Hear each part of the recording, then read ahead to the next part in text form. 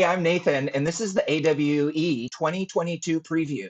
Today I'm talking with Julio Gonzalez. Let's get started. Hey, Julio, thanks for joining us.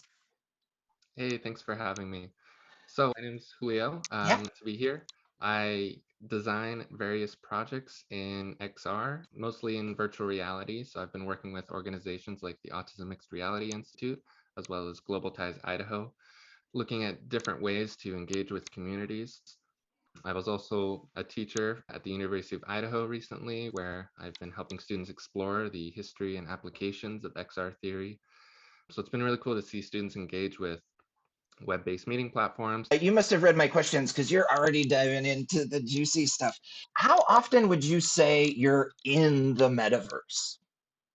I would say I'm in the metaverse every day. It's a matter of just being connected to the internet. And so, whether that be teaching in a 3D space or even just being connected on Zoom, connecting with people. And so, it's really just about just, of course, there's new and interesting ways to do that, engaging with people across the world remotely. I love that for you, the metaverse is about that connection and about that information that's empowered by digital tools. That's like simple and accessible.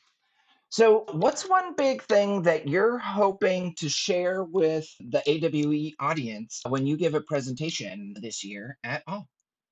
I'm a part of a panel that's looking at better inclusion practices when it comes to specific communities like the neurodiverse community as well as indigenous communities.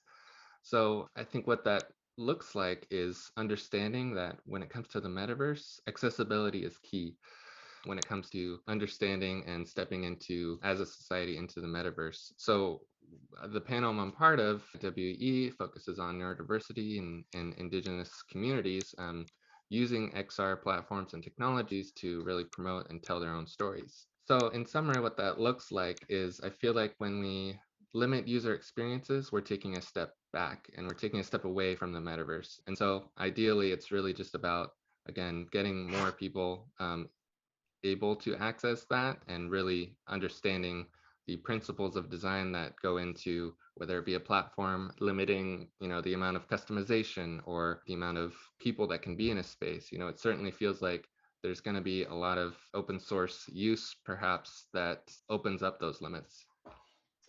Open source and interoperability are going to be things you're looking up for this year. What kind of topics or ideas are you excited to learn about or engage with at AWE this year? I think first off, I'm excited to see who else is out there who understands kind of this value in accessibility in XR, but also really looking forward to see what other open source methods are being practiced throughout different developers and projects, just to kind of explore that and look at that value.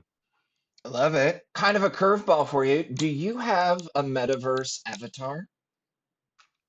I don't specifically have a metaverse avatar. I feel like I would certainly like to see something that could be used on various platforms, which I know we're starting to see that. I do have an alias that I use when it comes to using virtual networks that aren't necessarily career driven. So Hmm. it might be a gamer name, and it's a gamer name that my brother and I, well, we had gamer names when we were younger. So when we would play video games together, I'd always pick this name.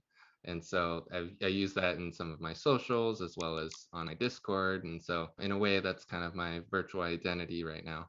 I love it. Those gamer tags and online personas really started with a username. That's a super cool point to bring up. Thank you. So our last question, and you've just breezed through this, so thank you so much, is the opportunity to give a shout out and maybe introduce us to somebody that you've learned from or who has impacted your path in XR. So I certainly wouldn't be here if it wasn't for the many mentors and inspirational figures in immersive tech that have led me here. And so I would love to thank Kathleen Cohen, Rosario Casas, and Christopher Lafayette. Each are immersive tech leaders, and I think that their welcoming dedication and facilitation to diversity and inclusion is so important, and it's why I'm here today. Oh my goodness, Julio, that was heartfelt and lovely. Thank you so much. Really excited to see you at AWE and your program within the education track. Julio Gonzalez, who is speaking with the Autism Mixed Reality Institute at AWE this year. Thank you so much for your time today at the 22 preview. We look forward to seeing you at AWE. Thank you so much. I look forward to seeing everyone.